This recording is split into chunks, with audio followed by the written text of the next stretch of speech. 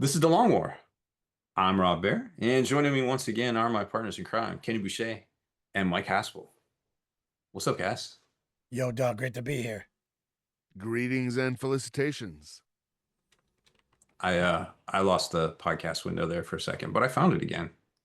Excellent. So Haspel, it's been a while. It has been a spell, dude. Yeah. I have been I wish I could say I was doing fun stuff, and there were a couple of times I missed because I was at matches, but most of the time I put in, to give you an idea, I put in 142 hours in a 2-week pay period. It was unhappy. So Bro, I've Sounds like my boss. yeah, work has been kicking my ass. that's like grinding a new video game title, but Yeah. work. Only now it's 2 weeks later and nobody cares what I did. So it's like, Sheesh, dude. yeah. But As I did have a couple good matches. So that was fun. That was good. Man, kind of curious about how all that works. You'll have to tell me sometime Yeah, when yeah. we hang out again. Did has AI affected what you do any? Hugely, actually. Uh-huh. Because that's one of the reasons I can't get help is people do not value writers anymore at all. So they just say use ChatGPT, like quite literally. Oh, Like I'll be like, hey, I need more garbage. writers on my team. And they're just like, use ChatGPT. And ChatGPT is really good, and Grok and Gemini. And When I some things. when I say ChatGPT, I mean AI in general. They're really good at like condensing stuff, or when I'm doing research. The trick that I've used lately is like when I'm doing research on something like, like digital engineering or something like that I don't have a very solid grasp of, and I need to write a whole section about it. I will tell the AI, hey, write me up a course curriculum to teach somebody that knows nothing about digital engineering. And then it comes up with a course curriculum. And then I will take that course curriculum and feed it back into the AI and say, teach me this course. And it's really good at doing that. that's amazing usage. It's Mm-hmm. really good at that. And then I can get my research done in like half the time because I don't even know what I don't know otherwise. So by having the AI teach me, then I actually can ask questions that are like, hey, what you just said there, I don't know what that means. Can you expand on that? And it's really good. And then when it starts saying some crazy stuff, you take what it says and put it into Gemini or whatever other AI you're using, and you say, hey, can you validate this information? And usually about 1/6 of whatever the AI put out was wrong or made Oh up. yeah. I would say it's higher, personally. Yeah. It makes stuff up. Even when you give it, one of the ways I get rid of that is I tell it it's okay to say I don't know. Because otherwise they'll just try to please you. You know what I mean? They'll Yeah. try to give you an answer, and even if it's wrong. So Yep. It's the bads. JP Morgan just announced, I think it was recently, yeah, maybe sorry, man. yesterday, the that employees can do performance reviews in there. It's not for like salary decisions, but and obviously what the evaluators submit is they're responsible for, so they got proof it and stuff. But I guess there was a big thing about how AI hasn't actually increased productivity at all in corporate. And I personally think if anybody cares, being on the ground floor of this and seeing it adapt and change over time, I think it's going to. I think by the time that AI, the capacity for AI and needing more energy, more whatever, and all of the IP issues and the impending Cloudflare, um, like lockdown, where it forces the bots to pay for the content they're getting. Right. I think once all that kind of hits together, there's going to be another bubble burst for all that. And it's going to be, I mean, obviously a lot of people have lost their jobs. You know, Amazon just announced what, like over 10,000 laying off Oh because yeah, they're yeah. leaning on that. Yeah, a lot of it, and the thing is that like it has helped my productivity, mm, but in only very certain ways. Like right. if I have a bunch of data I need to put in the table, that would have taken me like all day. And Hmm. so I can just go, hey, put this in an Excel spreadsheet and have the columns be this. Have you know what I mean? Make the X this, the Y this, and just do it. And it'll do it in like 5 minutes. Now, granted, I'll have to correct it several times. I'll be like, you're wrong here, or whatever. Yep. And then I still need to double check it because it's just making up numbers half the time. Um, but it's actually it saves time there. But like there in my other job, there have been instances where people where people who have been very prolific, and I won't call them out by name, but Mm, people who've been very prolific have put out books, and in the books, the prompts Are for still in the book. are still in the book. Like so, they're very clearly using AI to write their books, which is why they're able to be so prolific. And I'm just like, hmm and this is my opinion, but since 2012, I think we've seen a sharp decline in content quality. And part of the reason I call it content is because around 2012 is when people started making content instead of art. And then mm. we saw a sharp decline around 2016. Oh, Around for sure. That's when all around the 20 algorithms kicked in. Yeah. And so around 2016, we started seeing, and I think the state of American, not just American, but European literature, Western literature, let's say, is in free fall right now because there's fewer and fewer things that are even trying to be original, right? There's so let's say you have something that's lit RPG, like I happen to really like Dungeon Crawler Carl, right? Mm. Um, there's like a million fucking imitations of Dungeon Crawler Carl now. Oh, yeah, that's And it's anything. and because it's formulaic, you can literally just type stuff into AI into a prompt, and I could generate a Dungeon Crawler Carl book or something very similar to it Hmm. in about a week. You know what I mean? And it's like, is that quality? And people don't even care because, I mean, there's just, I don't know, a really good example is I was on the plane. There were two movies that I was watching flying out to Ohio. Um, Thunderbolts, which I hadn't seen, and Captain America: Winter Soldier. Mm. And one of them was one of the best movies I've ever seen, and one of them was garbage. And I'll let you decide which one was which. And also when they came Uh-oh. out. What's that? And also when did they come out? You know, Exactly. it Exactly. probably correlates to your Hmm. dates that you previously mentioned.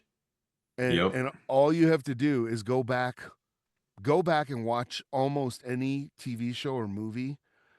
And I'm not saying they're all gems, but watch anything predating 2012 and then watch something that's contemporary. And you will see the drop. And I don't mean like they don't all have to be masterpieces. You're not comparing Breaking Bad to some, throwaway sitcom. Um, just pay attention to the language used, to the sentence structure, to the way scenes are built. Um, it's I don't know, it's lamentable is what I'll say. And I think a lot of it is due to two things primarily. One, the increased use of AI in everything, and two, the creation of content instead of art. Like if you want to like pick something, it's like, well, like the Marvel stuff when the MCU first came out, right? Um it's we're telling these stories that existed as comic books for 30 years and we want to see them in Hmm. live action as opposed to say um I'm trying to think of some examples without really offending people, but as opposed to say, She-Hulk or what was the other one? The Secret Invasion, right? Secret Invasion as a comic did very well. Oh yeah, Secret and Invasion Secret Wars. as a television show is absolute trash. Like it's undebatable. It's garbage because they're making content. They're like, hey, we need you to stay subscribed to Disney Plus, so we're just gonna fill things with content. It's not good. Season 3 of The Mandalorian, case in point. I'll get off my hate Star Wars and MCU Disney shit. So now we're getting Mandalorian the movie. Which admittedly, and granted, I have that little voice in the back of my head. Hope is the first step on the road to disappointment. But I saw this bootleg trailer of The Mandalorian, man, and I haven't been able to find it again. And it was sick. Like, I was like back in it. As soon as I saw that trailer, I was like, oh, this looks amazing. And then it was like, don't fall for it, dude. You probably just saw all the best pieces of that movie. Yeah. What about you, Kenny? Did you do anything? Did you do anything this weekend? I can't recall. It was kind of a blur Okay. since last Wednesday. That sounds right. In the middle of it all, I did get married. Oh, that That did happen, yes. Congrats. We had a totally classy ceremony in our living room. Extremely elegant. Excellent. But I feel like today's opposite day, but okay. yeah, it was beautiful. The family came together. It was skeleton crew, family and friends, 25 Sometimes people. it's the best. Moms all in the same room, dads all in the same room. Siblings, everything. And my mom got a great catering company to come out, dope Cuban food. Hell yeah, dude. Like it was everything we Jelly. wanted. Excellent. We did. Pastelitos? We had pastelitos, yes. Oh, hell yeah. Absolutely. Yeah. We had pork, chicken, and picadillo. Oh, so good. We had a great wedding cake with guava in it. Hell yeah, dude. That sounds amazing. I wore a I'm four pocket Cuban dress shirt. Oh yeah. Gavin, You did. You look classy. Guayavera. Yeah.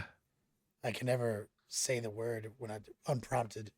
But ultimately, I'd say my favorite part was when we exchanged vows. Excellent. I hope so.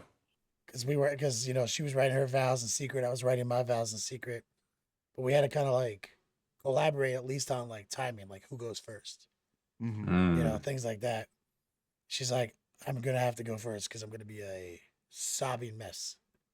Okay. And I was like, okay. So that kind of cued me up to try to lift up. So I tried to inject more comedy in my vows because I knew and she did not disappoint. She was like, opened her mouth to say my name, sobbing. You know what I mean? I was like, a lot of emotions. And a lot of emotions, man. I felt them. It was one of the most beautiful things any human has ever said to me in my life. But this is what and I didn't know that she would, but she did reference Pokemon in her vows, which was perfect because my vows were a clever way to reference the Pokemon theme song. Oh, very cool. Yeah, gotta catch them all. So I had all, we had to use all the big one-liners, like travel the world far and wide, everything. You teach me, I teach you, like all the big one-liners from the original theme song. I had to build a set of wedding vows around the Pokemon theme song. Very cool. Because she is the Pokemon queen. And we do go to Pokemon Community Day, and we go to the lake and walk around. She catches our Pokemon. She owned every single Pokemon game ever made. She has the cartridges. Gotta catch them all. She got it. She has caught them all. And so I'm doing my bit where I'm speaking from the heart, referencing Pokemon theme song, and she's like, she goes from sobbing wreck to now cute little smile, and and she's laughing, and she's so and so I'm trying to bring contrast to it, right? Yeah. And then there's definitely people in the audience who are not hip to Pokemon theme songs. And at one point, she was like, "He's doing Pokemon theme song, guys." And one of her friends was like, "I just thought he was saying the most beautiful thing I've ever heard. I didn't know it was." Oh wow. And then the best part was I had my brother there as my best man. Excellent. I had David go find a Pokeball, strip it out, hot glue a wedding ring like bed in there, so he can put the ring in there for me, in a functioning Pokeball. Oh, that's awesome, dude. Right. And so that just put my hand up, and he just places this huge Pokeball in my hand. And I think my line ender was like, "In the battle of life, you chose me," or like, "I chose you. Will you choose me?" Oh, okay. Right? Like, and so like, Mm. so we brought it down. So, Dude. and I'm not You trying to. literally fucking got me to tear up on And then that. my Castle cried. That's fucking awesome.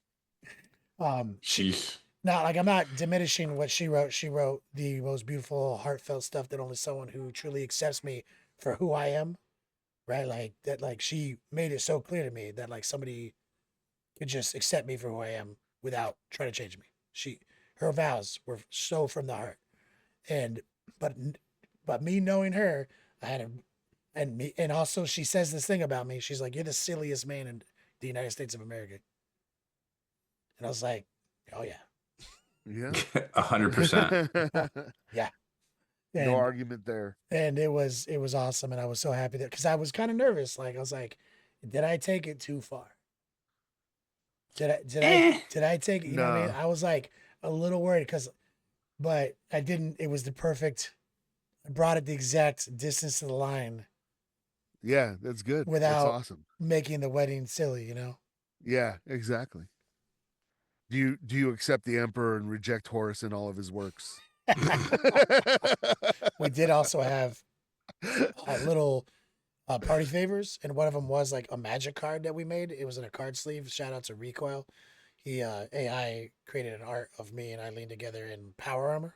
Oh, that's awesome. Oh dang. So we also had like that was a party favors, like a magic card in a card sleeve. So That's really, really cool. she let me That's do nerd really shit. cool. She let me when she involved me in the planning. She made sure that it wasn't just all her vision. She would stop and be like, "What about this? What about this?" You Yeah, know, yeah. like, and so she made sure that my personal flair got to be seen.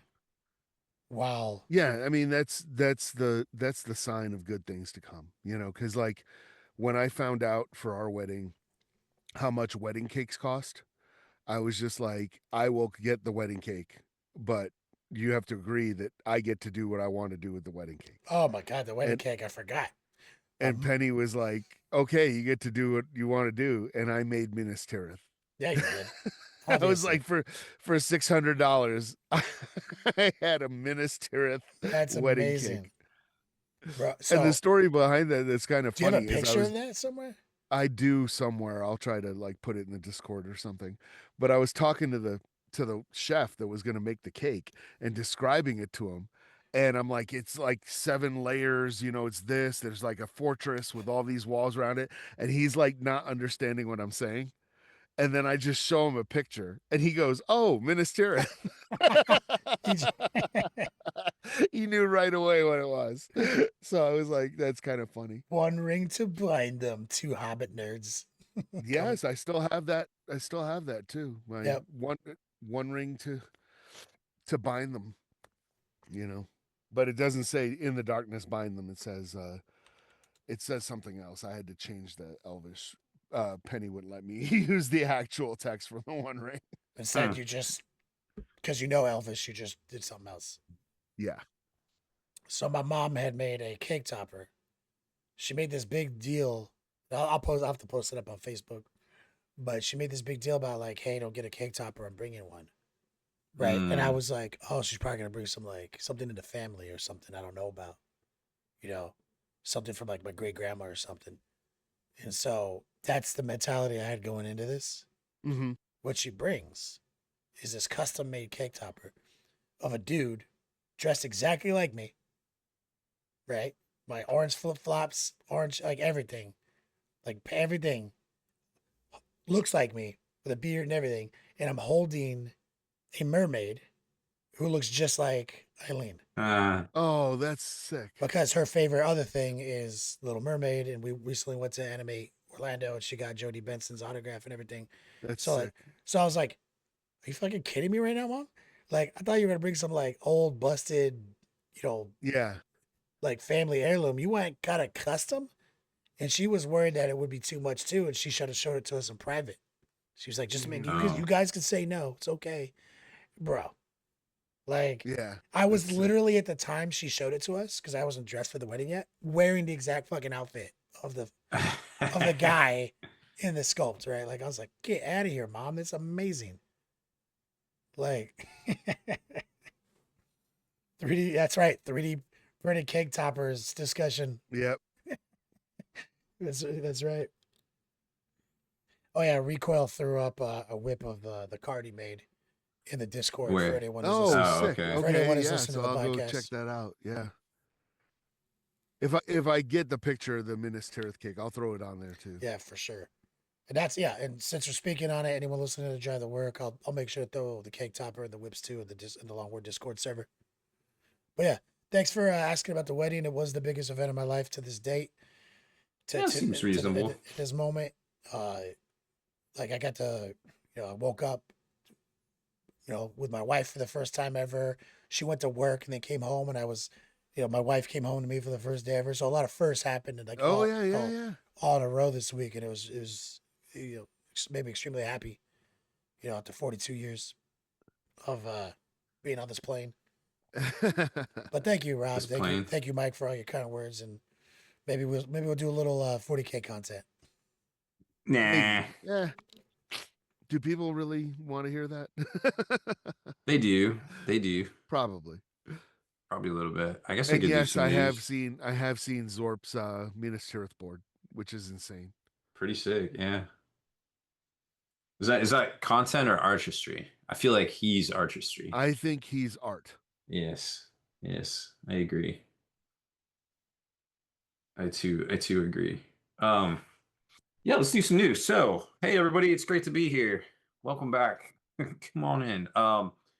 So Games Workshop has given us a gift. Beautiful new preview. It's gonna be happening next Friday at 7:30 Eastern. And I guess it has pretty much every game except for didn't have anything about Lord of the Rings. And why is that significant? Because Asmodee just announced that they are the official manager of all Lord of the Rings tabletop everything. So either that means that Games Workshop isn't going to make miniatures for Lord of the Rings again, or they are going to have to go through and get permission from Asmodee for everything they do for the rest of their contract, which I seriously doubt they could swallow that jagged little pill. But that's just my opinion. What do I know? Yeah, I don't see them doing that either. Especially after how it went down with Fantasy Flight Games and Alan Merritt. Yeah. So that's interesting. Well, I guess we'll see what's coming out.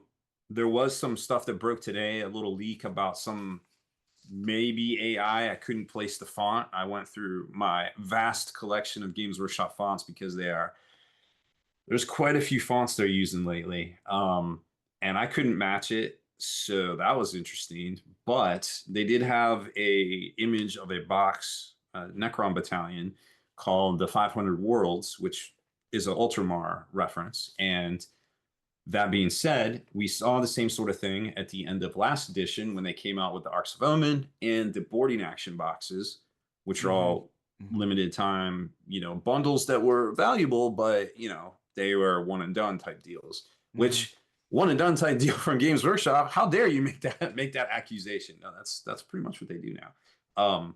So I don't think anybody's surprised by this at all. It's just, is this a real thing? And if it's a real thing, they'll either come out tomorrow and be like, hey, here's the real thing. Or maybe they'll slow roll it into the preview because they don't want to ruin like half of the preview. Who knows? But we won't have to wait very long to find out either way. Also, there was a cheeky little text missive at the end of the last Rumor Engine on Tuesday that seem to indicate something about Battlefleet Gothic. And why it seems, Oh, you, uh, sir, have my attention. right. So just so you know, Haspel, Battlefleet Gothic is done. I know people that help playtest it, and it's just been sitting. Mm, So, which shockingly, these are the same people that tested Old World. So huh. I, whatever. I don't know how that all works. And the funny thing is, they're actually a lot of them are allowed to do it like in the open, like at stores.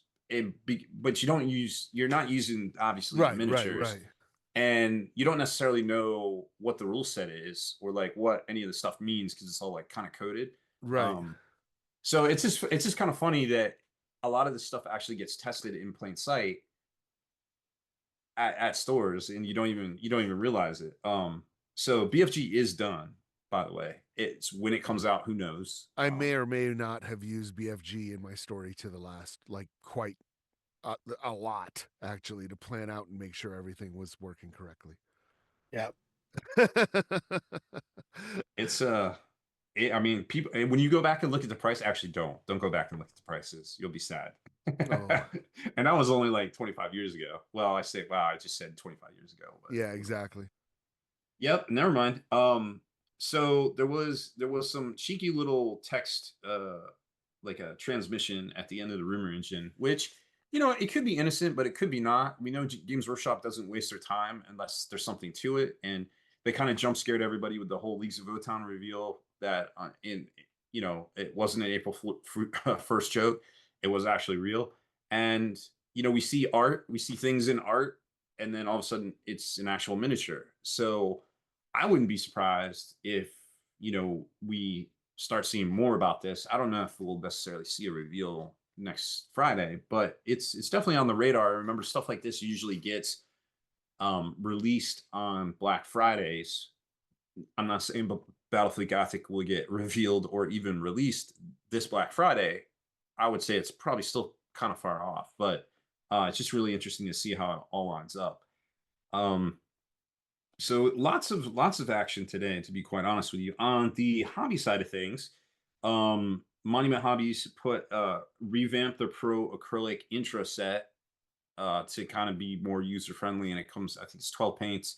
There's a wash in there, which I love. Their black wash stuff's great. I use that and their transparent white for all my slap chop. Oh, and the transparent black stuff's great.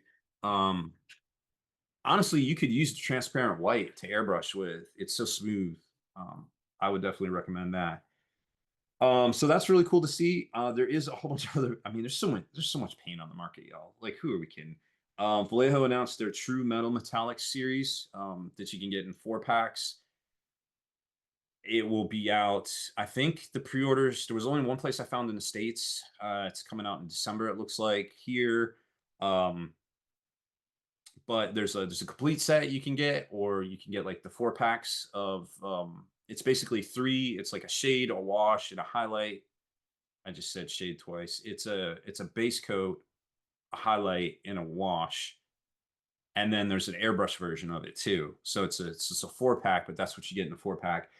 I think there was 20 different paints, but they don't all have like 4 packs. So if you're looking for a specific look, you gotta buy it a la carte. So I don't know. I mean, maybe it'll do well, maybe not. The biggest challenge for Vallejo, in my opinion, and this is my opinion, is that it's really hard to get in the States, and anywhere outside of Europe, it's an uphill battle. And I know a lot of people really like Vallejo. I enjoyed Vallejo 25 years ago when it was really the only realistic alternative to Games Workshop, but that's not where we're at these days.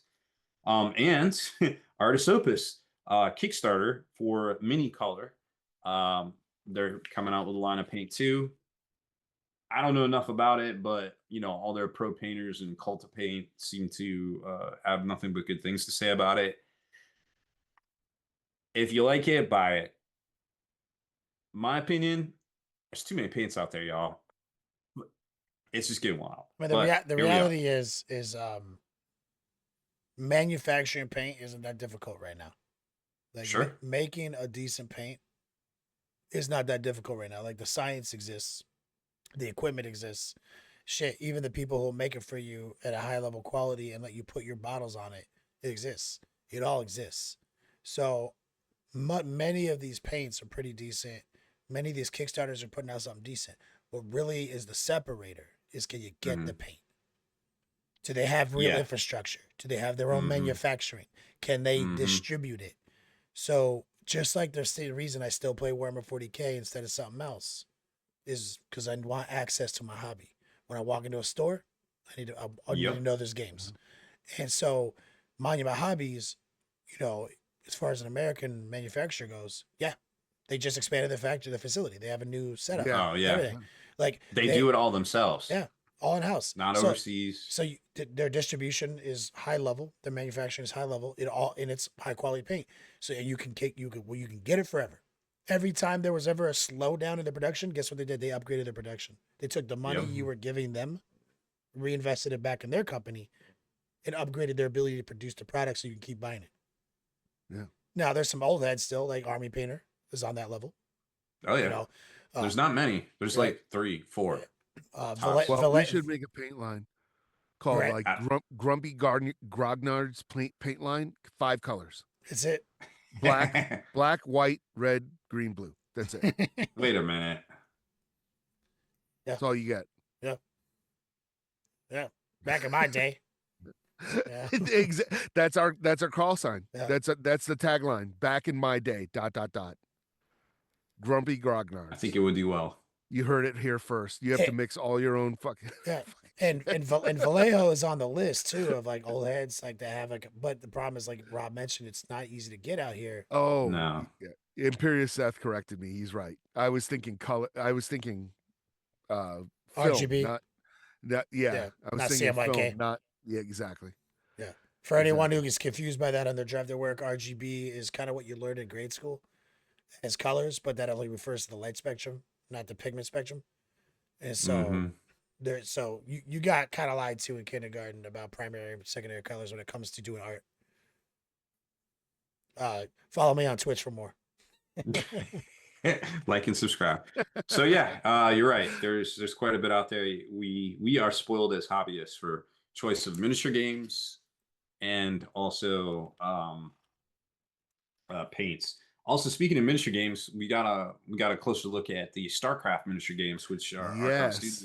I was going to bring that up actually if you didn't. Oh boy, shit's wild. You know, like, and then remember that's their bread and butter. That's why they got on this whole like adventure in the first place of miniatures. So they're going to do it right, which is good to see. All right, and the last thing I want to mention, well, 2 things. Frontline Gaming just restocked their secondhand used store. Great deals. Used miniatures, definitely something to check out. You know, any place you can find it. There's Frontline Gaming. Dice Head has stuff. If you're familiar with Bazooka Games, which is starting to become bigger and more wide known, they have great stuff too. And I think Warfire out of Florida has great used selection. And there's, of course, lots of folks on Facebook and things like that. Did you just reference Bazooka Games? I did, yes. I just had a phone call with Andrew the other day. Oh, there you go. Like, I know that guy. Yeah, you're familiar with the man. Yeah, no. Yeah, Bazooka Games is become a straight fire on the scene.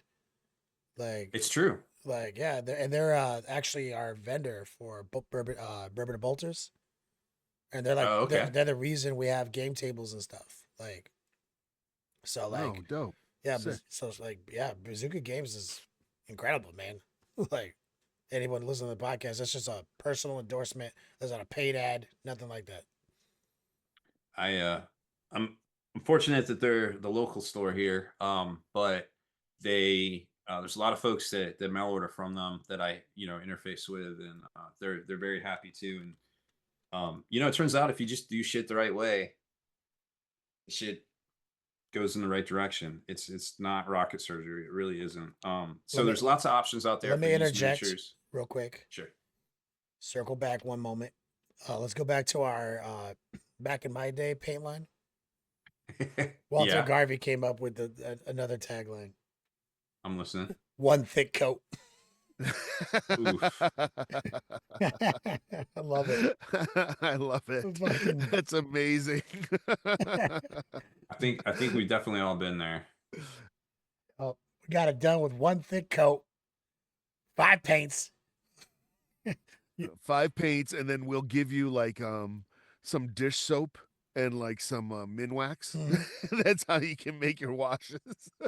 Yeah, future floor wax. All right, sorry, Rob. Continue. No, that's fine. So use sometimes is the way to go. Obviously, in the meta grind out there, or if you're just looking to pick up a sweet deal, you never know what you might find. I mean, I've scooped stuff out of the, it's locally they got stuff in the display case at Bazooka, and it's sometimes you walk in and you're like, hey, I want that. So that Yeah, always works trade out in. well. Used trade-ins is so sick. It's like magic card singles. It's good money for the store. It's Good equitable value. for all parties. Oh yeah, for 100%. And I did want to mention too. I don't know if I talked about it before, but I got the Frontline Gaming, the portable game table, and it was just kind of a little bit of a lark. I reached out to Jake and I was like, "Hey, you guys don't have these in stock. Do you have it? Do you have like a used one? I just need one for this room." He's like, "Yeah, I got you." And he sent me one, and I was like, I didn't know what to expect. I was like, "All right, I'm sure they tried." This was kind of what I thought, and and I got it, and I was like, I was genuinely impressed with this product, and I still am. It's very well designed. And they got them on pre-order right now. They're due to another batch run. They'll be in like a week or two, I think, if not this week. I haven't checked. Very very good product. Definitely, if you need a portable gaming table at your house, it's exactly the same size as 40K. And some folks have been like, where do I put my casualties? I don't know, man. Figure it out. Like Back you in got my a day, table I in scooped your them into house. a shoebox. Yeah, I'm like, if that's all you got, that's not real. Like, stop. So I've been very impressed with it. I can't say enough good things about it. It's not a permanent solution. If you want a permanent, bespoke game table, there's solutions out there. We're actually going to Be be, an adult, go um, make one well, for that hundreds of dollars.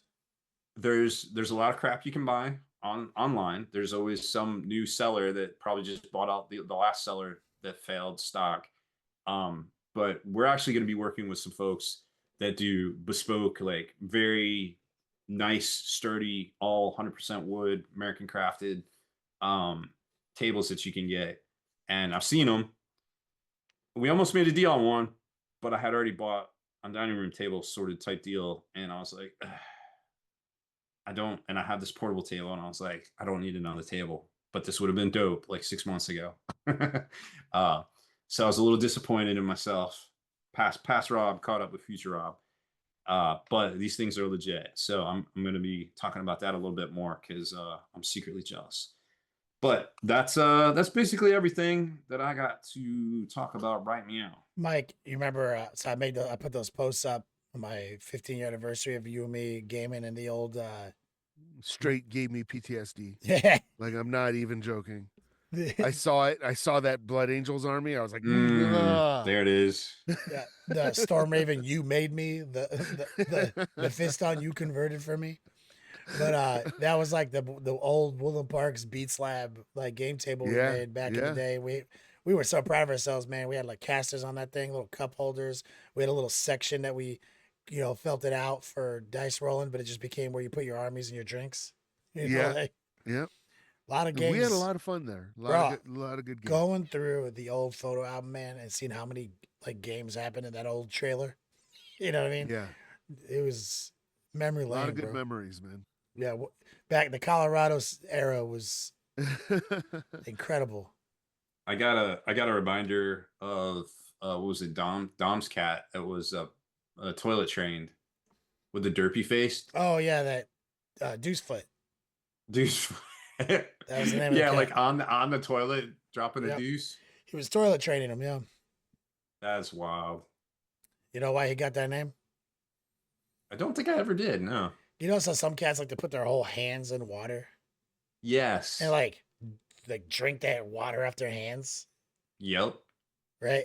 Nothing is grosser than like a cat who does that and then goes into the kitty box right after to take a shit and then Yep. jumps on your bed to give you affection right after. Oh no. And so he did that, and we were in there playing Street Fighter, and he's just like wet, clumped up kitty litter on the bed. Like I'm just like, bro, this guy with his deuce foot. You know what I mean? Like this is disgusting. That's what led to him trying to toilet train a cat. Deuce okay. foot. I get it now. Yeah, deuce foot. Nice. He's got the poop hand. Man, That cat's still alive, bro. nice. Missing That all, is missing all his teeth. He's an shocking. old man, dude. He's still alive. Yep. May he live forever. Yes. May Deucefoot outlive us all. All right, let's do a little commercial break. And we're back. So we had a lot of catching up to do tonight, but the core topic from last week, which we recycled for this week, 3D painting, 3D printing. 3D painting, I don't want that. I want 3D painting. 3D printing versus GW plastic. Who's winning the miniature war is our core question stated to the audience today. My brother's calling me. Shut that down. That's his You think he would know what you do every Wednesday night? Hey, he doesn't give a shit. Just like I don't know his schedule. He doesn't know mine. He's not. But so core debate, which I think we've talked a lot about this, but let's just kick it off. Let's send it over to Haspel for the first core debate talking point. Has 3D printing quality really caught up to Games Workshop plastic kits? Where does it fall short, and has it already surpassed GW? I think it has surpassed. I don't think there's any question about that. I think where GW still shines is by making essentially 3D puzzles that go together. You know what I mean? Whereas like the 3D printing stuff, at least the stuff I'm still looking at, tends to be like a mono build because they can get away with that, or maybe 2 or 3 pieces. It's not a kit. You know what I mean? So it's not the modeling aspect that GW is putting out is also feeding into that jigsaw puzzle kind of mindset. Whereas 3D printing is not really doing that. And to be very honest, if I hopped on Etsy rather, and bought a 3D printed miniature and I got a kit, I would be kind of pissed off because that's not what I want from 3D printing. If you have to send it to me in multiple parts because of shipping or whatever, then that's fine. But I'm not ordering a kit from you. That's not what I want from 3D printing. I want the finished miniature in as few pieces as possible. And the argument I will use to illustrate this is the Silent King. Right? So it's like I warned you, dude. I warned you, bro. So the story behind this is that Rob had just built one, and I said something like, I'm gonna build and paint the Silent King this weekend. And Rob laughed at me and went, you might get it built this weekend. Right now, right before I got the Silent King, that box set, and I don't remember which one it was. I don't remember the name, but it was the box set of the Space Marines and the Necrons. Had the bitchin' trailer that went along with it and everything. It was like, Indominus. Indominus. Okay, yeah. So it was the Indominus box, and in the Indominus box, they had a ton of great Necron models that were dynamic and amazing, and were like push fit. Yeah, they were push fit. They were like 3 pieces, and they were amazing. So in my head, I'm looking at the Silent King, and I'm just like, yeah, this guy's going to be like 4 pieces. I'm going to slap them together, throw some paint on them. You know, I'll probably have it 90% done. I'll do all the detail work later. And then I start putting the king and his 2 little servants together, and they were like 18 pieces a piece. And I was just like, yeah, I'm not feeling this. Like, this is terrible. But I have made a mistake. It's feeding into that jigsaw puzzle model maker brain space. They have deliberately made their kits more complex for just because it's feeding a different hobby. Yeah. It's feeding a different thing. I speak to this quite often on my show when I start a new project. And we can kind of go through that like lineage, like we did the Iconoclast War Master Mm-hmm. Titan from Titanicus, whatever. Oh It's yeah, that thing's a bear. they made it straight up like a gunpla. Mm-hmm. Like there's no you can't even convince me otherwise. Like I've built enough models, been doing this as a job for a long time. This was made deliberately to be this way because I've highlighted so many moments during the build that this didn't need to be 2 parts. This needed to be 3 parts. This needed to be 4 parts. You know what I mean? And then the very next project was the Great and Clean one, which is a little older, Mm-hmm. right? There's literally 6 parts. Yeah. Looks amazing. Details unquestioned. Mm-hmm. Looks exactly as detailed. I'm like, so they're doing it on purpose. Oh, I'm sure they are. I mean, the whole Mhm. Gundam hobby exists because of that. They have levels, Oh, to the Haspel, different Gundams. Yeah. have you seen these? Did I show you these clippers? No. They're the Oh, that's what you were talking about them though. yeah, the You were- Wargame Atlantic ones. They got these Yeah. little notches, so you push it flush, it gets the sprue, and then you clip, and then it basically doesn't. There's not much left, if anything, that you gotta trim away. Nice. Yeah. They're the best. I like that you referenced how they've been surpassed. It's not you're not even talking to quality. You're talking straight to like just buildability at this point. Mm-hmm. Like, yeah, it gets a little frustrating. I'm not gonna lie. Rob, does resin printing represent the next revolution in the miniature hobby, or is it just a parallel track for tinkerers and collectors? Well, I think both, because you've got folks that were never going to buy GW kits that now have an accessibility, so they're going to buy something else, like maybe a book or something outside of the miniatures hobby. But then folks in the miniatures hobby, like for instance, I was putting together the new Terminator, the new assault Terminators, and I realized that they give you all the arms for everything. All you need is extra shoulder pads, and that's it.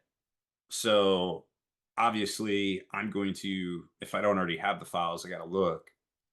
Just print up Terminator shoulder pads, something comparable, and boom, and I'm gonna have magnetize my assault Terminators because I've played enough 40K to know that sometimes I'm gonna want Thunderhammer Storm Shields, sometimes I'm gonna want Lightning Claws, and that's just the way it is. So I think as a supplement, it's great because I know that if I don't have somebody's designs that I made a deal with and I can just get them printed, I'm gonna go and find it from somebody else that sells it and just buy a set of whatever, and then I'm done. I've got both. I got my new Termies future proof done. Side question.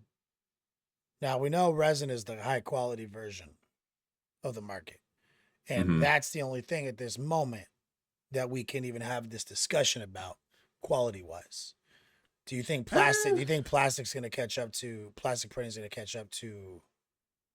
the quality level for miniatures? I think resin's already there, to be quite honest No, with I'm you. not talking resin. Like we already know resin is. Resin is Hmm. the only conversation we can have. But is plastic printing going to catch up? The filament printing. No. Oh, flip. Filament printing. Yeah. I Okay. mean, here, Yeah. let me show you this. All right, so hold on. I don't know that much about 3D printing, but I know what I see when I see filament versus So resin, and I would say no. I've seen some stuff that's billion times better than it was a couple years ago. Mm-hmm. And I'm so wondering if well, there's a threshold, like we just can't get any better. this is obviously not a Space Marine bolter, but um I mean, this is very smooth. Like, it's only a matter of time before this quality gets shrunk down. Now this is the bolter holder. Um and I mean, it's hard to see in the camera and stuff, but it is so smooth. It's like plastic smooth. And this could easily be a tank. So like for larger stuff, the technology is already there. For smaller stuff like miniatures and things, we're pretty close. Let me show you this too. Yeah, Uh, that's been my experience too with larger stuff. I've been seeing it get really close, but not smaller stuff, so obviously. Haspel doesn't like kits, but this is basically the parts for a Knight Defensor. Um, on sprue, but the technology now with sprues, it's 3 parts. You got the plasma, the whatever, the volkite or something, and then your shield generator up top. But look how easy this stuff just pops off, and there's no nubs or anything on it. Like I can pop this off with my fingers. I could have this like desprued in like seconds, Yeah, isn't and that the then stuff that you told me just to put in the hot water for like a second? oh no, this stuff's like light years past that. This is a completely different material, and it gets better and better every year. Like Is that resin? there, yeah, this is resin. Yeah. So the question is just answer. Like, do you think that the filament's going to catch up? I think yeah, I think soon. And If do you think on smaller, do you think it'll eventually replace resin? it depends because it's the physicality, it's like the actual physics of it because you have to have a bed, you have to have a you can't really have undercuts, so it's never going to be the same unless you do a lot of work with like they call them trees, whereas like resonance supports, but the trees you can have material that's like easy break and stuff like that, and but then you got to have different filament rolls in your printers, and it turns into a whole thing. It's not super great for production. It's more for like one-offs right now. So I think it's always going to have limitations. And as long it'll be always be great for terrain and larger kits. I think the detail will come down to be comparable at the miniature level, but it will never be the miniature level because you always have to have a flat. The bottom always has Because to of the be on a way it bed. builds its layers is different. Right. So that's the problem. Makes sense. You have to do a lot of extra work, and remember, your resin files are never going to print on FDM, and vice versa. Yeah, It has to be completely designed differently from the ground up. makes sense. I got my man Captain Banhammer. He runs a company called Battle Ready Boxes. He's in chat. He said the same thing, and Oh yeah. he actually printed up some Watang Clan dice boxes for me for the month enter on Halloween for October, Uh huh. and I've been seeing a lot of great filament printing lately, and that's why I asked the question. I was like, this is better than I remember. Is all I'm saying. Like it's It's so. great. Thanks for the information, the update on that. Let's ask one more, and then maybe a couple Q&As before we get out of here. Haspel, what's more impressive, a perfectly printed 3D sculpt or a GW multi-part kit engineered to fit like a puzzle? How do the design philosophies differ? Ooh.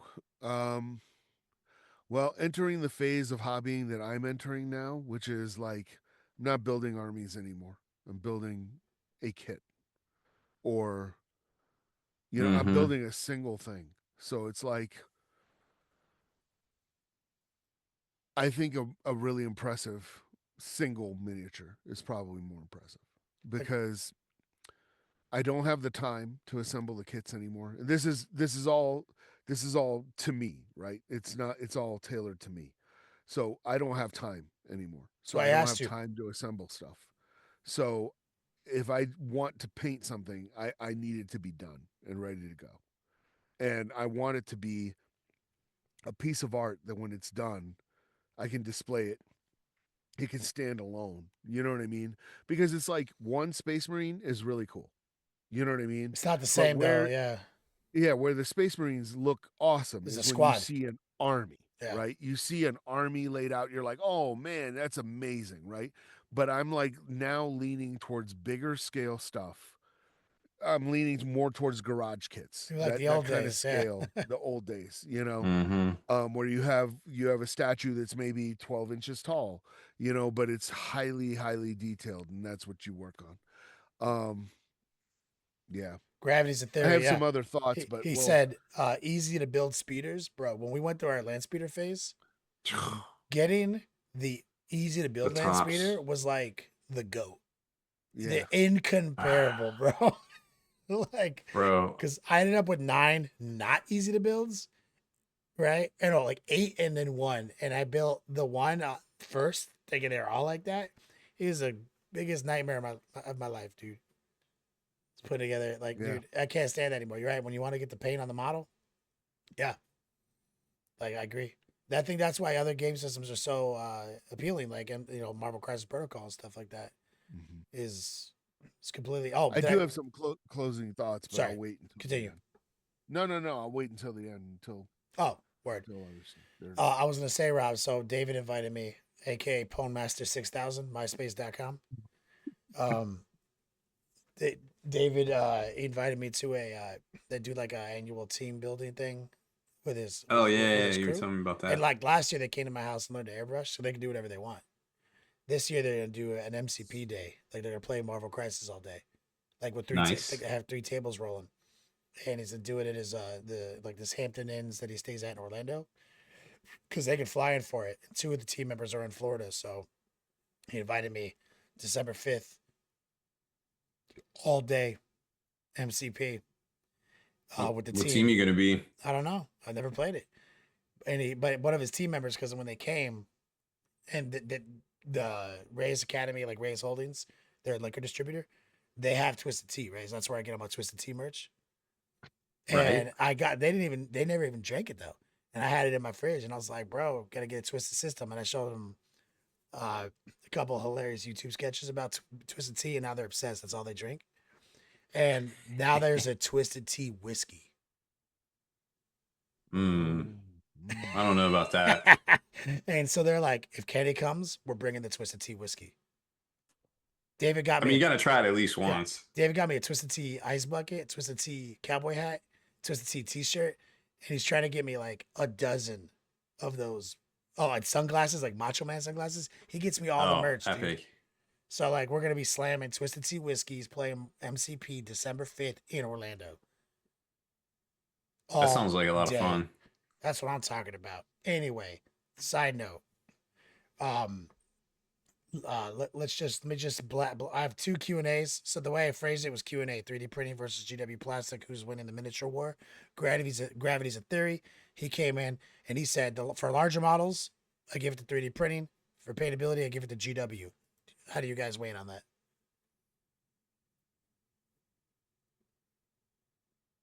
Mm, I, I think I think resin for miniatures you can get resin that's better than GW. I mean the print itself, not necessarily the resin Paintability. line. How do you Paint define? paint How do you guys define paintability? Oh, paintability, yeah, it's the same if not better for resin. I mean, even if you like this right here, this FDM is perfect. Like this would paint no problem. I've seen FDM that just needs a slight, uh, sandable primer, like a light sandable Yeah, primer you can get from light sanding AutoZone. or whatever. Yeah. Yeah, then that stuff's great. Mhm. It's not one for one, but this stuff here, like this defensor that I got, this stuff, I already primed it. It was super easy. Most stuff that you're getting from people, even when it's on the supports like this, So your it's washed definition and of paintability is literally paint stick to model. yes, paint sticks to model and it works just like plastic. Mhm. I would say my definition would be in the design itself, the design philosophy, right? GW over exaggerates every furrow, every recess, every bolt. Oh, I see what you're Right? You know what I saying. mean? So like I would say that like a lot of the dopest 3D printed stuff I get looks really good on STL, looks really good on a print. Then you start slapping paint on it and you realize all the techniques you spent the last 10 years getting good at don't work because what you're painting is a 3D canvas, not a miniature designed to be Right. washed, They dry don't brushed. understand. You know? Right. Yeah. Yeah, they don't understand the exaggerated details, like the shoulder pads and Yeah. the swords Like and the everything are bigger. who's that guy I love that I always paint his minis for you? The 3D art guy, 3D art guy makes the most ridiculous models. Now, for obviously, sure. I had a different experience when I made you print me 100 millimeter fake, Yeah, totally once you not, scale it up. because that's the detail of he operates at, Mike. 100 millimeter, Hmm. and then we scale him down to like Primark size. I'm Yeah, like, it's it's hard to paint, bro. Like you got to be like me to sure. paint this. But then I had Rob send me one that like the totally not Lehman Russ at 100 milli. That was a different experience. Like that was like what you're talking about now. We're talking about that big piece that could stand in a cabinet by itself, you know. Yeah. Yeah. But I haven't. How do you feel about that subject? I don't. I I like the GW stuff better because of what you said about I learned to paint on D&D and GW miniatures. So all the techniques I know work best. Like I'm an artist when it comes to painting miniatures that are made to be painted with those techniques. Mm. But if you handed me like a smoother, similar sized thing, and now I have to paint a face, I can't do it. Yeah, and the wash can't actually settle in on the details and Yeah, stuff. I literally can't do Mm-hmm. it. For me, GW wins that contest. Makes sense. Let me kick it up. Last one, Kara Quinn. He's to answer the question: 3D printing versus GW plastic. Who's winning the war? He says GW is winning the actual war. Like I've said for a while, until 3D printing is basically like using a microwave, or at least a phone Mm. app. It's losing, which is a fair assessment, I would say. This is part of my closing ideas on that. I think the reason GW is winning has nothing to do with actually the 3D printing. It's because where I stand on like the morality and the ethics of it is if you're 3D printing a GW model that was like it's one for one, the exact same model, I don't think that's right. But if you're creating a counts as model and it's your own design or whatever, and it might even be better than the GW one, then go to town. But the bottom line is the IP. That's what matters because you're 3D printing all these things to do what? Like there's some really cool models that you can buy that are, 18 inches tall and they look gorgeous and fantastic. And I will love painting that, but I'm not playing with it. I'm not doing anything with it. I'm painting it and then putting it on a shelf, right? Because I think it looks cool. But Mm-hmm. if you're painting a bunch of miniatures to play a game, what game are you playing?